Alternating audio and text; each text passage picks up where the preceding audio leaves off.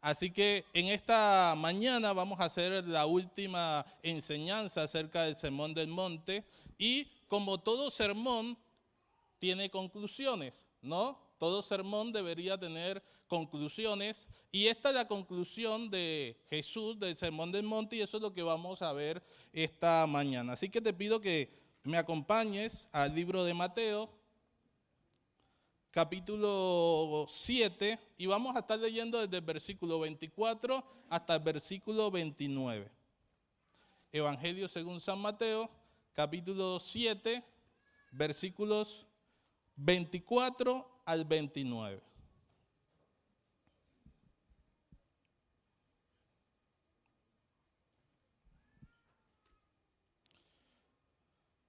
Dice, cualquiera pues que me oye estas palabras y las hace, le compararé a un hombre que prudente, que edificó su casa sobre la roca. Descendió lluvia, vinieron ríos, soplaron vientos y golpearon contra aquella casa y no cayó, porque estaba fundada sobre la roca.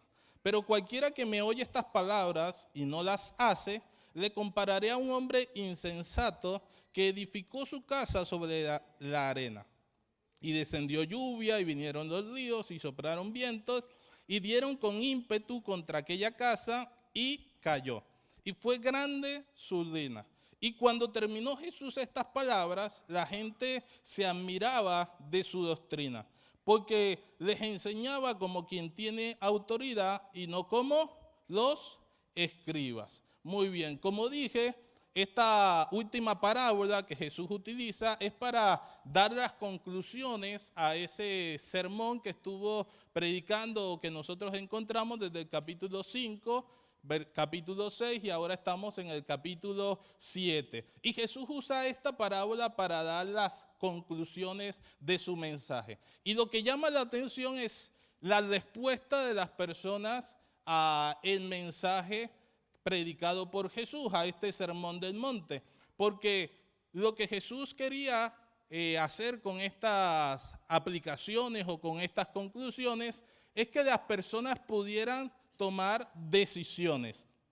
Pero miren, en el último versículo dice, y cuando terminó Jesús estas palabras, la gente se admiraba de su doctrina, ¿no? Y pareciera algo valioso que uno pudiera sentir admiración, digamos, por las enseñanzas, por las palabras, por la sabiduría de otra persona, pero lo que Jesús viene diciendo en el Sermón del Monte no demanda una admiración, demanda una decisión. Muchos de nosotros frente a los mensajes que escuchamos, muchas veces nuestra actitud frente a la palabra, cuando estamos expuestos en un grupo pequeño o en una prédica o en un culto o algo que estemos escuchando, muchas veces es la actitud de estas personas de admiración simplemente. Pero Jesús no quiere que simplemente lo admiremos por su sabiduría, por su manera de enseñar. Jesús no quiere que solamente te quedes diciendo, uy, ¿viste qué buena que estuvo la palabra? Uy, ¿viste qué lindo que predica el pastor? Uy, ¿viste qué bueno que el pastor enseña? Eso no es lo que quiere Jesús. Jesús no quiere admiración hacia sus palabras. Lo que Jesús quiere y busca es ¿qué? Decisión. ¿Y cómo nos damos cuenta? Porque, bueno, Jesús viene diciendo, antes de esta parábola, viene hablando de decisiones. ¿Y cómo podemos verlo? Bueno, porque utiliza el ejemplo, por ejemplo, de dos puertas. ¿Habla de qué? De dos caminos. Habla de dos árboles. Habla de dos constructores, habla de dos casas, ¿no? ¿Se dan cuenta? Jesús, antes de esta parábola, viene hablando de una puerta ¿qué? Estrecha y una puerta angosta. Viene hablando de una puerta ancha. Y viene hablando también de un camino angosto y de un camino ancho. Viene hablando de un árbol que da frutos y un árbol que no da frutos. Viene hablando de dos constructores que uno construye sobre la arena y el otro decide construir sobre la roca. ¿Qué está queriendo decir Jesús? ¿Que es qué? ¿Que es una cosa o es qué? La otra. Que para Jesús no hay grises en el Evangelio. Que se tienen que tomar decisiones en el Evangelio. Que la palabra no puede producir simplemente una admiración en ti, lo que tiene que producir es una decisión y solamente hay dos decisiones. Hay dos puertas, hay dos caminos, hay dos casas, hay dos maneras de construir. Lo que Jesús está diciendo ¿es esto o es esto? No hay otra cosa, ¿no? Por eso el título de mi mensaje le he titulado Decisiones Eternas. Porque lo que quiere Dios para nuestra vida es que a partir de las enseñanzas que nosotros recibimos podamos tomar decisiones. Porque yo siempre he creído que las palabras no se cumplen en quienes las escuchan, sino en quienes las viven. Jesús cuando cuenta la parábola de los terrenos, ¿se acuerdan de esa parábola donde Jesús habla de que está el sembrador y sembró la palabra y dice que esa palabra cayó en distintos terrenos y habla de un terreno pedregoso, un terreno lleno de espinas, un terreno junto al camino, pero también habla de un terreno fértil. Es decir, que la palabra cae en diferentes terrenos. La palabra tiene poder. No se trata de quién la predica o de qué se predica, siempre y cuando obviamente sea la palabra de Dios, sino que el efecto que se va a producir en las personas no tiene que ver con quién está predicando, ni qué parte de la Biblia está predicando, sino cómo es el corazón de quien está escuchando. Porque si el corazón del que está escuchando no es un corazón dispuesto a tomar decisiones, esa palabra no va a producir ningún fruto. Si hoy tu corazón no está dispuesto, no está preparado para que a partir de lo que tú escuches tomes decisiones, entonces este va a ser un sermón más, este va a ser una prédica más. No se va a producir nada en tu vida siempre y cuando tú no tomes las decisiones. Dios siempre en la Biblia y en el Antiguo Testamento nos muestra que quería que nosotros pudiéramos tomar decisiones. Por ejemplo, Deuteronomio 30 dice: he puesto delante de ti la vida, ¿y qué? Y la muerte. La bendición, ¿y qué? Y la maldición. Escoge pues la vida para que vivas tú y tu descendencia. O sea, Dios le está diciendo al pueblo de Israel: he puesto sobre ustedes, ¿qué? Dos caminos. Tienen que escoger o una cosa o tienen que escoger la otra. Pero en el medio no se pueden quedar. Dios también, por ejemplo, le dijo a Jeremías: y a este pueblo dirás, o dile a este pueblo, así ha dicho Jehová: he aquí pongo delante de vosotros camino de vida y camino de muerte. ¿Cuántos caminos hay? Dos caminos, un camino de vida y un camino de muerte. También, por ejemplo, en Primera de Reyes, el profeta Elías, cuando estaba en el Monte Carmelo, tal vez sea una historia conocida para algunos de nosotros, ¿qué le dice al pueblo? ¿Hasta cuándo claudicaréis vosotros entre dos pensamientos? Si Jehová es Dios, seguidle, y si Baal es su Dios, entonces vayan delante de él. ¿Cuántas opciones ofrece? Solamente dos, porque lo que Dios está queriendo decir a través de su palabra y lo que Jesús entonces está enseñando es que nosotros hoy debemos tomar una decisión. Y por eso dije que el mensaje de esta mañana lo había titulado Decisiones Eternas. Y a través de esta última parábola o de este último relato de Jesús en el Sermón del Monte, vamos a ver cuáles son esas tres decisiones que el Señor quiere que nosotros tomemos. ¿De qué se tratan esas tres decisiones eternas? La primera de ellas, y lo que Jesús nos está desafiando a hacer, es tomar decisiones valientes. Decisiones valientes. ¿Por qué decisiones valientes? Bueno, porque Jesús empieza hablando de una puerta que estrecha y de una puerta ancha. Jesús habla de un camino, ¿no? También un camino que lleva a la vida y un camino que lleva a la muerte. Pero para poder escoger una de esas dos opciones debemos ser valientes. Porque lo que Jesús está diciendo, por ejemplo, con la puerta, es que por la puerta estrecha demanda un seguimiento personal. En Jerusalén habían caminos que eran anchos y habían caminos que eran angostos. Y al final de esos caminos, para entrar a las ciudades, entonces habían unas puertas que eran angostas y unas puertas que eran anchas. Y las puertas eran tan angostas que solamente podía pasar una persona. No cabían dos personas, no cabían tres personas, cabía una sola persona. ¿Qué está diciendo Jesús? Que el seguimiento a Jesús es un seguimiento ¿qué? Personal. Que tú no puedes vivir la espiritualidad de otros. Que tú no puedes vivir de la espiritualidad de otras personas. que tú no puedes vivir una espiritualidad ajena. Hay gente que, por ejemplo, esposos que porque creen que su esposa ahora ya está bendiciendo a toda la familia. Eso es vivir una espiritualidad ajena. Hay gente que no, es que mi esposa, ella busca de Dios. ¿Y tú qué estás haciendo? No vivas una espiritualidad ajena. Es más, cuando están en problemas, en vez de orar ellos, le piden a la esposa que sea la que ore. O le piden al pastor que sea el que ore. Y el pastor puede orar, los líderes podemos orar. Pero tú también puedes orar. ¿Tú qué estás haciendo mientras tanto? Tú también puedes orar. Pero hay gente que le gusta vivir de la espiritualidad de otros. De la espiritualidad de los líderes, de la espiritualidad de los pastores. Entonces yo no leo la Biblia. Si el pastor la lee y me la enseña, ¿para qué voy a leer yo? Si el pastor ora todos los días, ¿para qué tengo que orar yo? Es más fácil que el pastor ore a que yo ore. No podemos vivir de la espiritualidad de otras personas. Yo no puedo simplemente porque, no, mi esposa hace devocional, ella sí busca a Dios y listo. Somos una familia bendecida porque mi esposa busca de Dios. No, una familia es bendecida cuando el papá busca a Dios, cuando la mamá busca a Dios, cuando los hijos buscan a Dios. Hay padres que está bien que muchas de las bendiciones que recaen sobre los hijos es por la bendición que hay sobre los padres. Pero los hijos no van a entrar al cielo por la espiritualidad de los padres. Los hijos necesitan tener su propia vida espiritual.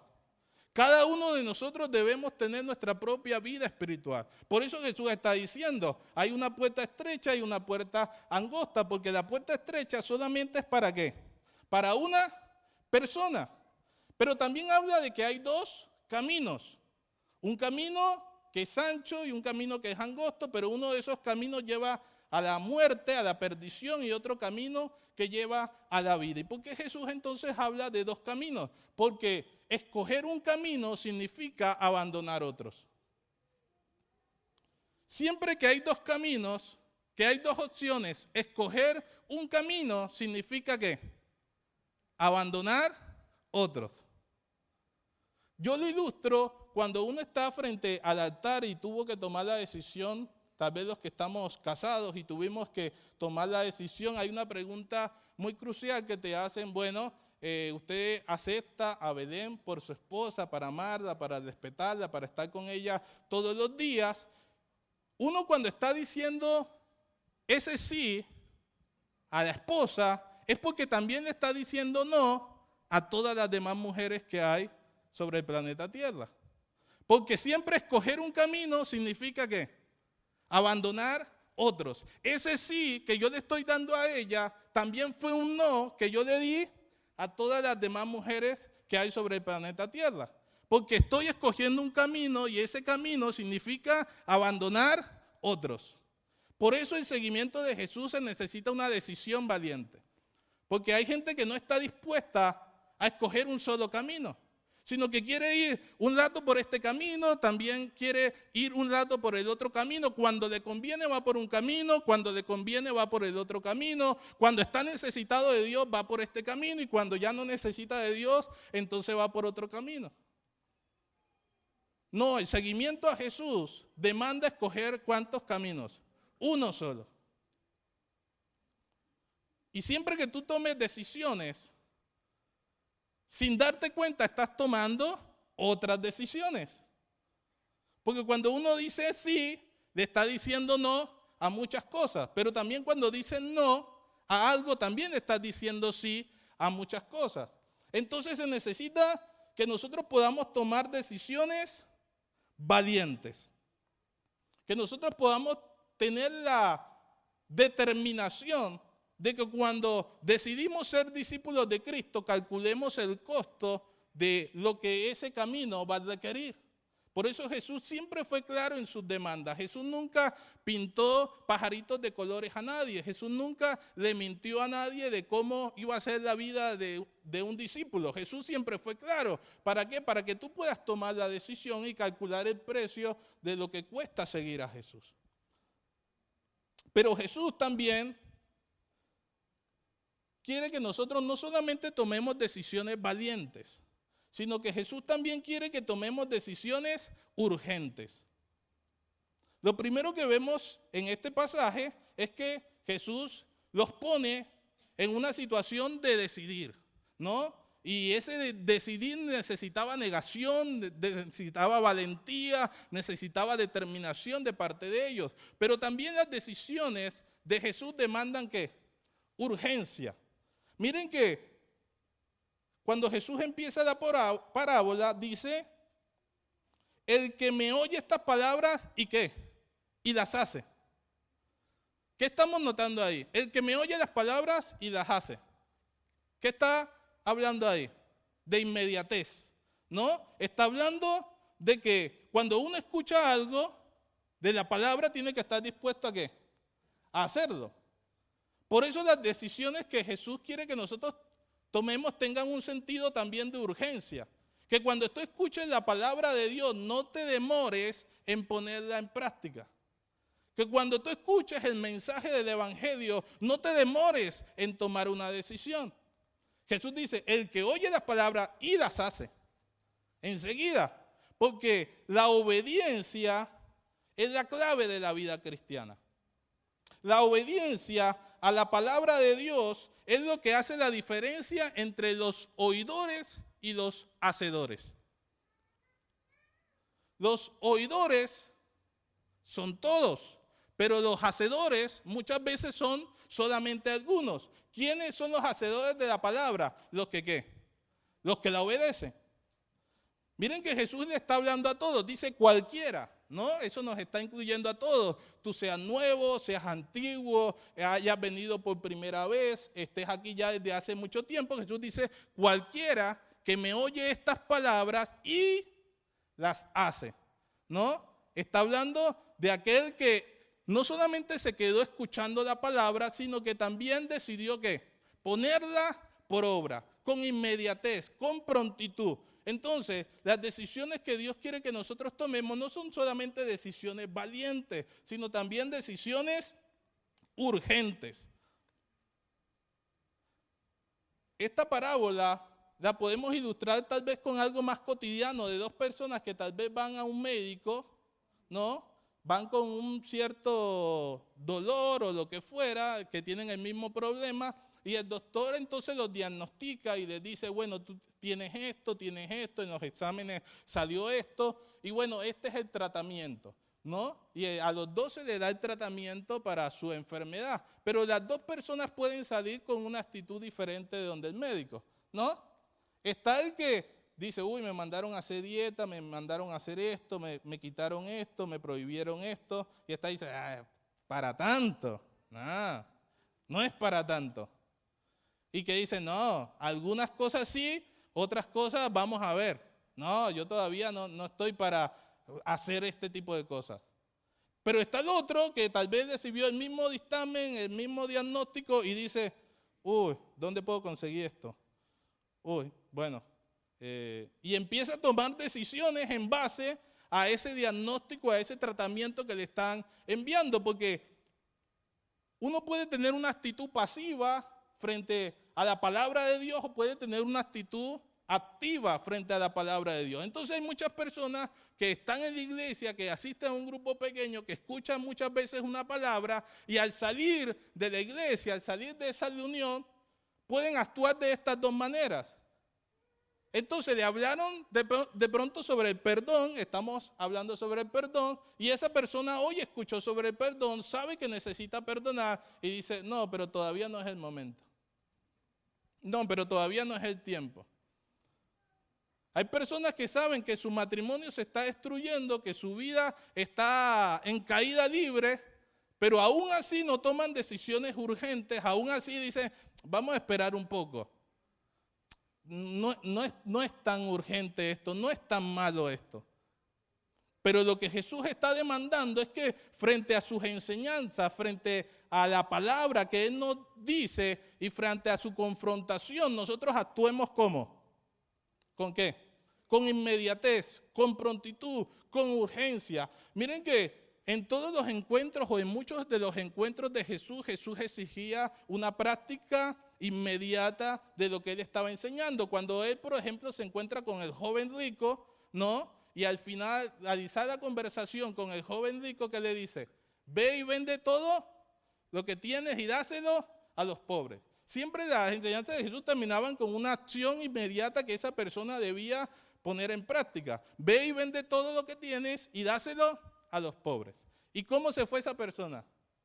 Con tristeza en su corazón, diciendo no, y empezó a calcular todo lo que tenía, y no, y con qué me voy a quedar. Y cuando tú empiezas a calcular lo que te va a doler, lo que te va a costar, lo que te va a llevar, y ahora tengo que hablar con, tengo que perdonar, pero no, yo esta persona, y cuando empiezas a hacer cálculos, nunca vas a tomar una decisión. Cuando Jesús le está respondiendo a los fariseos y le pregunta quién es mi prójimo, Jesús relata toda la parábola del buen samaritano. ¿Y cómo termina entonces Jesús la parábola? ¿Y quién es el prójimo de este? Y cuando le responden, que le dice, ve y haz tú lo mismo. Enseguida, ve y haz tú lo mismo. ¿Ya entendiste quién es tu prójimo? Bueno, ve y ámalo. Si ya entendiste la palabra, si ya la escuchaste, ponla en práctica. Cuando incluso Jesús se encontró con una persona pecadora, y Jesús perdona entonces sus pecados, ¿qué le dice? Vete y no peques más. Está bien, ya tus pecados fueron perdonados, ahora vete y no peques más. Enseguida, es la práctica inmediata de lo que Jesús me está diciendo. Y a través de todo este sermón del monte hemos hablado de un sinfín de temas que tiene, y algunos todavía quedan para en alguna otra oportunidad seguirlos enseñando, porque es tan rico el sermón del monte que tiene muchas enseñanzas. Y ya llevamos 6 semanas enseñando acerca del sermón del monte, y yo te pregunto, en estas 6 semanas, ¿cuántas decisiones tomaste? ¿Cuántas decisiones has tomado? ¿O este sermón o esta serie simplemente fue una serie más en tu vida? ¿Has sentido admiración? ¿Viste lo bueno que está esa serie? Estuvo buenísima. Bueno, ¿y qué decisiones tomaste? Ninguna. ¿Cuándo vas a poner por obra lo que ya Dios te dijo? ¿Cuándo vas a poner por obra lo que ya Jesús te enseñó, lo que entendiste que debías hacer? Jesús te ha enseñado en esta iglesia sobre la familia, te ha enseñado sobre tus finanzas, te ha enseñado sobre matrimonios, has recibido enseñanza sobre la paternidad, has recibido enseñanza sobre las relaciones. Bueno, ¿y cuándo va a ser el momento de tomar decisiones? ¿Cuándo vas a poner en práctica lo que Jesús nos está diciendo? Porque las enseñanzas de Jesús requieren ¿qué? Urgencia. No solamente que tomemos decisiones ¿qué? Valientes, sino que también tomemos decisiones urgentes. Y por último, las decisiones que Jesús demanda en esta parábola y en este final del Sermón del Monte es que no solamente tomemos decisiones valientes, no solamente tomemos decisiones urgentes, sino que también tomemos decisiones prudentes. Fíjense cómo Jesús compara, o el término que utiliza para hablar de aquel que construyó sobre la roca. ¿Qué dice? Cualquiera que me oye estas palabras y las hace, lo compararé a un hombre ¿qué? A un hombre prudente. ¿Qué es la prudencia?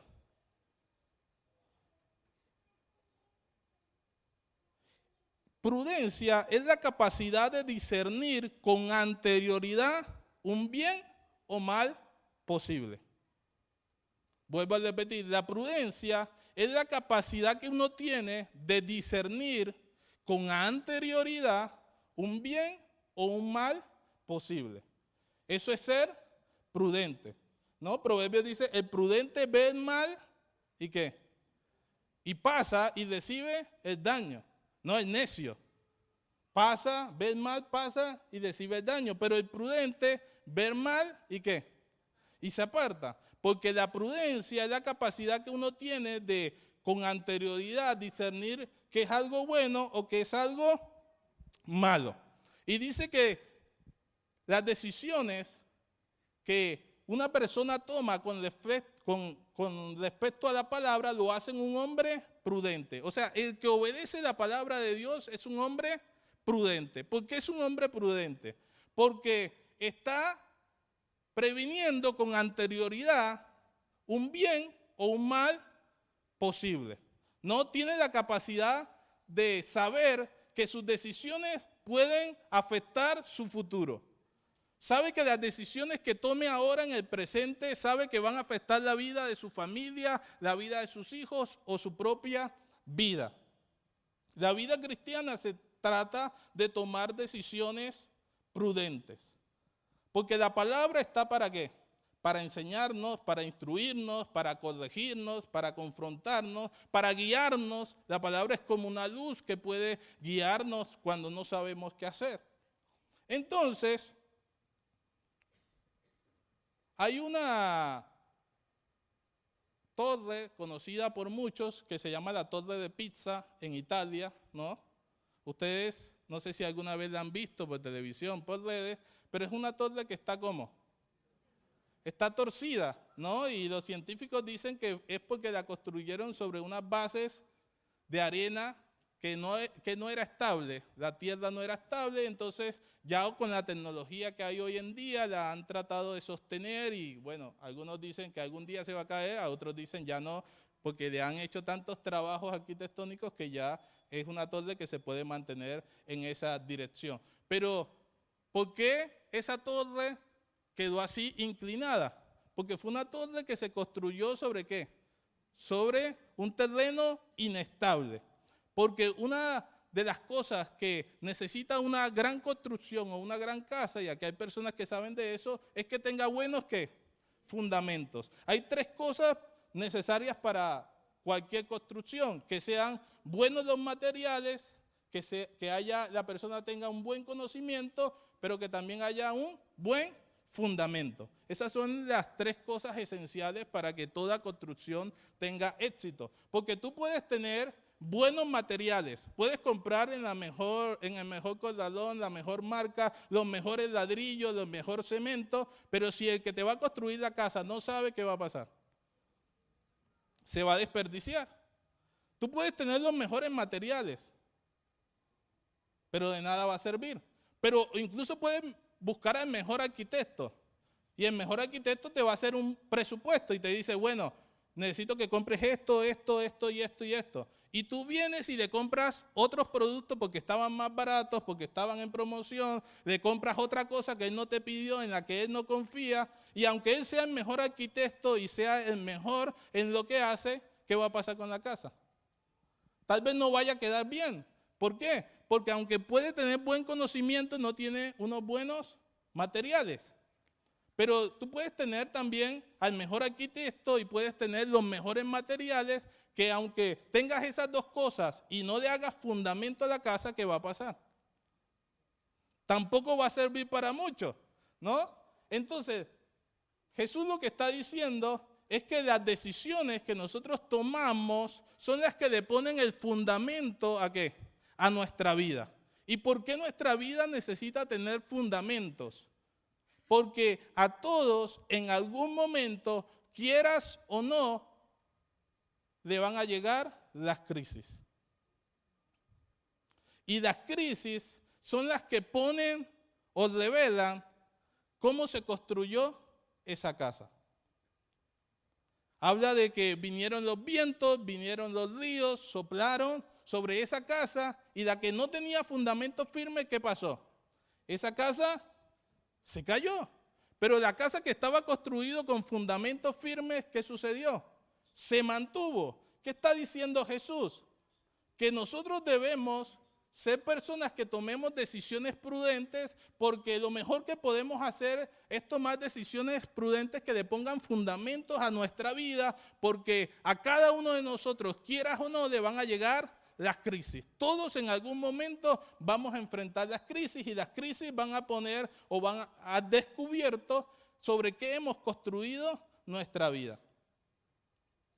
Las decisiones prudentes se tratan de decisiones que nos ayudan a anticiparnos a las crisis. Por ejemplo, un joven, ¿cuál sería, o vamos a ponerlo todavía los adolescentes, cuál sería un buen fundamento que ellos estuvieran colocando hoy, una decisión prudente para su futuro? ¿Cuál sería? Aprovechar este tiempo de estudio ¿no? Adquirir todos los conocimientos que puedan en esta etapa escolar, porque cuando se enfrenten a la vida, esos conocimientos, esa preparación, esa capacitación que tal vez hoy subestiman, hoy menosprecian, les va a hacer ¿qué? Falta. Porque la mayoría, cuando entonces no consigue el empleo que quiere, cuando entonces no le va en la vida como quisiera que le fuera, que dice, uy, yo no escuché a mi papá cuando me decía que tenía que estudiar. Ay, si yo fuera escuchado, esta oportunidad no me la dan porque no tengo el título. Esta puerta se me cerró porque no tengo estos estudios. O sea, ¿por qué? Porque ese adolescente no construyó su vida ¿sobre qué? Sobre un fundamento firme, sino que siempre creyó que la vida era solamente juego, era diversión, pero cuando vino la crisis, llamémosle crisis, cuando vino ese momento difícil de enfrentarse a la vida, no tenía fundamentos. Por eso las decisiones que Jesús nos pide tomar son decisiones prudentes, con anterioridad. Por ejemplo, un joven, o si hay personas aquí que desean casarse y no se han casado, y por ejemplo tienen una lucha personal, por ejemplo, con la pornografía o con alguna adicción, una decisión prudente es que lo soluciones lo antes posible, porque cuando te cases, si no lo solucionas, vas a tener muchos problemas en tu matrimonio. Entonces la decisión más prudente que puedes tomar es solucionar ese problema que tienes hoy. Porque cuando te cases, te vas a dar cuenta que vas a estar metido en problemas. Una decisión para alguien prudente, para alguien que quiere ser un buen padre, ¿cuál sería? Prepararse, capacitarse lo mayor posible, ajustar su vida, alinear su vida a la voluntad de Dios, tener una vida de integridad, tener una vida de justicia, tener una vida de ejemplo, para que cuando le llegue la oportunidad de ser ejemplo para sus hijos, los hijos puedan respetar esa autoridad. Porque cuando llegue la edad en la que tus hijos entonces puedan tomar decisiones, van a decir, no, yo no quiero ser como mi papá. O puede que digan, yo quisiera ser como mi papá. Pero si tú no tomas hoy decisiones prudentes, entonces cuando llegue el momento de las crisis, tal vez tu casa no se va a sostener. Si tú quieres ser una persona próspera, con mucho dinero, que tal vez le vaya bien en los negocios, ¿qué tienes que hacer? Empezar a ser ahora un buen ¿qué? Administrador. Imagínense a alguien que no sepa administrar un pequeño monto de dinero, imagínense administrando grandes montos de dinero. ¿Qué va a pasar? Va a ser un desastre. Hay hijos que han recibido herencias multimillonarias y al pasar algunos años ya no tienen nada de lo que heredaron. Por ser malos ¿qué? Administradores.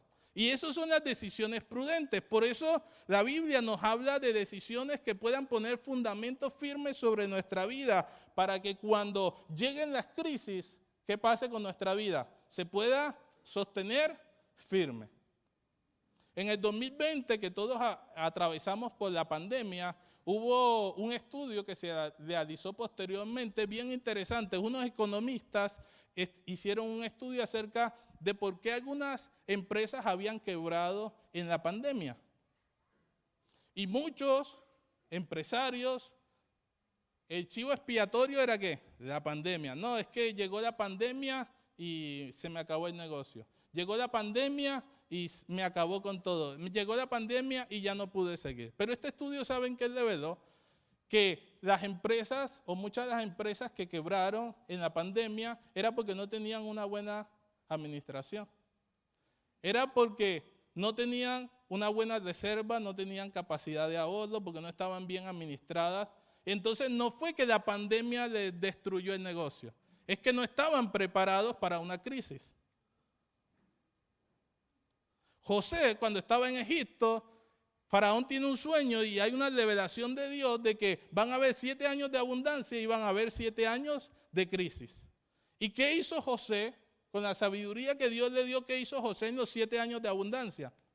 Guardar, ahorrar, administrar bien la abundancia. Y cuando llegó la crisis, porque las crisis nos llegan a todos, ¿qué pasó con José? En las otras naciones no había nada para comer, las otras graneros estaban vacíos, pero el granero de Egipto, José como gobernador, ¿qué había pasado? Ellos tenían para comer. Y toda la gente venía, ¿y qué? Y se beneficiaba de la buena administración de José. Entonces, no es la pandemia la que tumbó muchas empresas. Era que esas empresas no estaban bien construidas, no estaban firmes. Igual pasó con los matrimonios. Dicen que en la pandemia se aumentó la tasa de divorcios, ¿no? Pero no fue culpa de la pandemia que hubiera muchos divorcios. ¿Qué fue lo que realmente hizo la pandemia? Revelar cómo se había construido esa relación. Porque ahora que tuvieron que pasar mucho tiempo juntos y mucho tiempo en casa, se dieron cuenta que todo lo que habían construido lo habían construido sobre la arena, que no tenía fundamentos firmes. Entonces, las decisiones prudentes son las que nos ayudan ¿a qué? A tomar decisiones previniendo crisis posteriores. Y esa es la sabiduría que el Señor quiere darnos en este tiempo. Yo aún no soy padre, por ejemplo, pero ya en muchas conversaciones que tenemos con Belén hablamos, bueno, ¿y cómo vamos a hacer nosotros como padres? ¿Cómo? Sí, y nos ponemos ejemplos, hacemos ilustraciones. Bueno, si algún día sucede esto, ¿qué haríamos nosotros? Bueno, y empezamos a pensar cómo actuaríamos cuando nuestros hijos quieran hacer esto. ¿Cómo actuaríamos en caso de que nuestros hijos estuvieran así? Y bueno, y no sabría, bueno, vamos a averiguar, vamos a investigar cuál sería la manera más.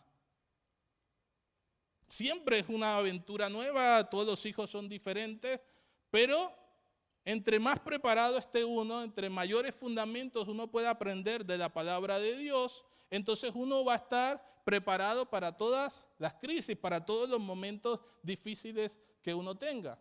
Y yo sé que en tu vida tienes proyectos, tienes planes, los que están tal vez aquí, que son más pequeños, tienen algún día el sueño de ser profesionales, pero bueno, pon los fundamentos ahora. Ser mejor de tu escuela, ser mejor de tu curso, porque esas son las decisiones prudentes que hoy puedes tomar para que cuando llegue ese momento puedas ser un buen profesional. Los que se quieren casar y están solteros todavía, bueno, soluciona esos problemas que tienes ahora. Soluciona esos problemas de pornografía, soluciona esos problemas que tienes ahora, porque te vas a encontrar con un gran problema en tu matrimonio. Los que quieren tener una empresa, los que están constituyendo una empresa, bueno, empieza a revisar cómo está tu administración. Los que tienen adicciones, ahí mencionaban algunas, a las apuestas, al casino.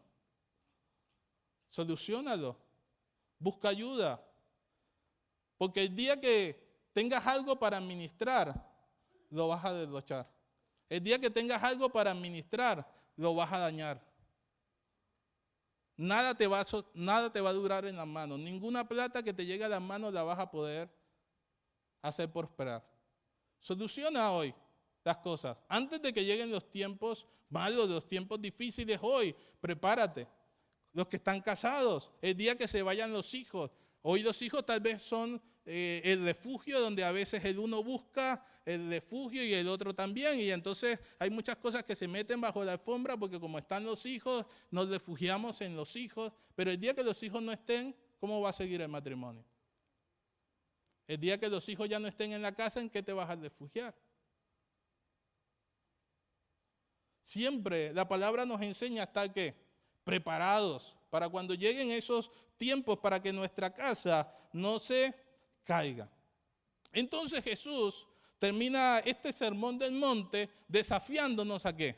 A tomar decisiones. ¿Y cuáles son las decisiones que el Señor quiere que tomemos en esta mañana? Decisiones valientes. ¿Por qué? Porque el seguimiento a Jesús es un seguimiento personal, que necesita valentía, que necesita de decisiones y de determinaciones firmes, ¿no? Que tu búsqueda del Señor no esté sujeta a otro. Si hay otras personas a tu alrededor que tal vez no quieran conocer más de Dios, el seguimiento a Jesús es personal. Tú tienes que seguir buscando a Dios. Tienes que tener tu propia espiritualidad. No vivas de la espiritualidad ajena o de la espiritualidad de otros. No te confíes, porque cuando estés delante del Señor, el Señor no te va a preguntar por tu mamá, por tu papá, por tus hijos. Te va a preguntar por tu propia vida. Necesitamos tomar decisiones valientes, porque un camino significa abandonar otros. Si has tomado decisiones en tu vida, si has hecho elecciones en tu vida, mantente firme en esas decisiones que has tomado y que has hecho compromiso delante del Señor. Pero también necesitamos tomar decisiones urgentes. Que las decisiones que hoy entiendas que tengas que tomar, no las dejes para el otro año. Hay gente que pone toda su esperanza en el 2025, ¿no? Hay gente que sabe que tiene que tomar una decisión, pero la deja ¿para cuándo? El otro año es un buen año para tomar decisión. No, a partir del otro año voy al gimnasio. A partir del otro año empiezo a hacer dieta. A partir del otro año empiezo a tener presupuesto. A partir del otro año, y todo es el 2025. ¿Y qué va a decir el 2025? Llega enero y dice, febrero es una buena fecha para empezar. Y ya se metió marzo, se metió abril. A mitad de año arranco con todas. Y llega a mitad de año y dice, el otro año empieza. Y así va en su vida. No, las decisiones que entiendes que tienes que tomar, tómalas hoy, en esta mañana. Hay gente aquí que sabe que hoy su vida espiritual no es como debiera ser. Que no estás orando lo que tendrías que estar orando. Tú bien sabes que no estás leyendo la Biblia tal vez como deberías estar leyendo. Y el Señor esta mañana te está hablando. El Señor te está hablando de decisiones que tienes que tomar, no mañana ni la otra semana, que tienes que tomar hoy. Sobre tus relaciones, sobre tus finanzas, sobre tu familia. El orgullo que tienes que dejar no es para que lo dejes la próxima semana. El orgullo que tienes que dejar es que lo tienes que dejar hoy. Porque una persona que se mantiene en el orgullo, y a veces el orgullo es un gran impedimento para tomar decisiones. Hay gente que sabe que tiene que tomar decisiones, pero por simple orgullo no las toma. Es como a veces gente que tiene hambre, ¿no? Y hay gente que le dice, ¿te quieres comer? Y sabe que tiene hambre y quiere comer, y ¿qué dice? No, no tengo hambre. Pero lo hace ¿por qué? Muchas veces por orgullo. Porque el orgullo es un gran impedimento de las decisiones.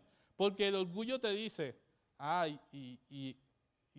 porque te vas a enfrentar ahora quieres hacer todo diferente. Ahora sí quieres ponerte, y sí, deja tu orgullo y sí, he venido haciendo las cosas mal, ahora las voy a empezar a hacer bien. Sí, veníamos que no hacíamos devocionales en la casa. Ya hoy, a partir de hoy, sí vamos a hacer devocionales en la casa. Sí, antes no estaba orando. Bueno, ahora me vas a ver más tiempo orando. Deja tu orgullo y empieza a tomar las decisiones que tienes que tomar. Porque si tú sigues con orgullo en tu corazón, un día vas a terminar cenando solo vos y tu orgullo. Saliendo a caminar tú solo con tu orgullo. Teniendo que sentarte en un lugar, en una reposera, tú solo y tu orgullo. Porque el orgullo va a hacer que dinamites todos los puentes y relaciones que tienes hoy con las personas.